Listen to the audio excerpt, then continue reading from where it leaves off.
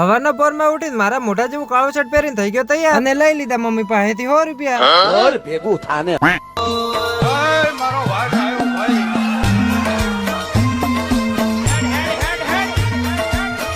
રામ રામ. અરે ક્યાં ગામના? અમદાવાદ. અમદાવાદ. ફોટો પાડો મારો.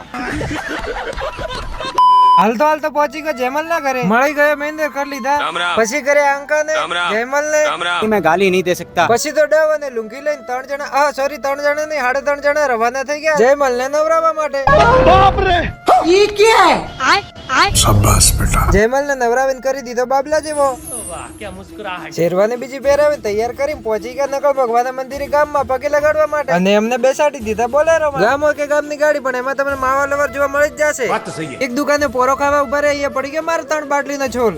બાટલી પીવરાવાનો ફાયદો બાઈક ઉપર મળી ગઈ જગ્યા. હેઠળ ગામના પ્રવેશ દ્વાર ઉપર સસ્તી એન્ટ્રી મારીને પહોંચી ગયા અમે જાન લઈને વેવાઈ ના કરે.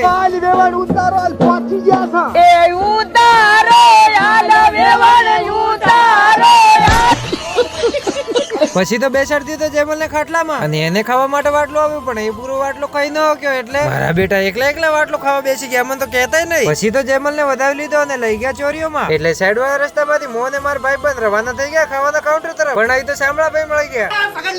પછી તો શામળાભાઈ ને રામ રામ કરીને અમે આવતા રહ્યા ખાવાના કાઉન્ટર તરફ. થાળીને કાચની જેમ સાફ કરીને લીધી મીઠાઈ બીવીનું શાક પૂરી અને દાળ ભાત. થાળી ભરીને કરી લીધું આસન ગ્રહણ કરી લીધું ફટાફટ મિશન સક્સેસફુલ. આજકાલ તો એટલા બધાના લગન કે 2 ટાઈમ નું ઘરનું ખાવાનું બચી જાય. આને તો લગન નો એટલો બધો રાખે કે બાજરીમાં બોમ્બ ફોડે છે.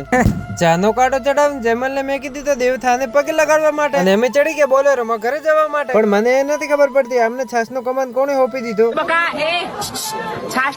પછી તો બોલેરોમાં ઘેટા બકરાને જેમ ભરાઈને રવાના થઈ ગયા અમે ઘર તરફ. અગ્રા કાકા તમારે ઘરે જઈને શું કરવાનો પ્લાન હે? એ લાઈક ને ફોલો કરતા જાજો મળું કાલે.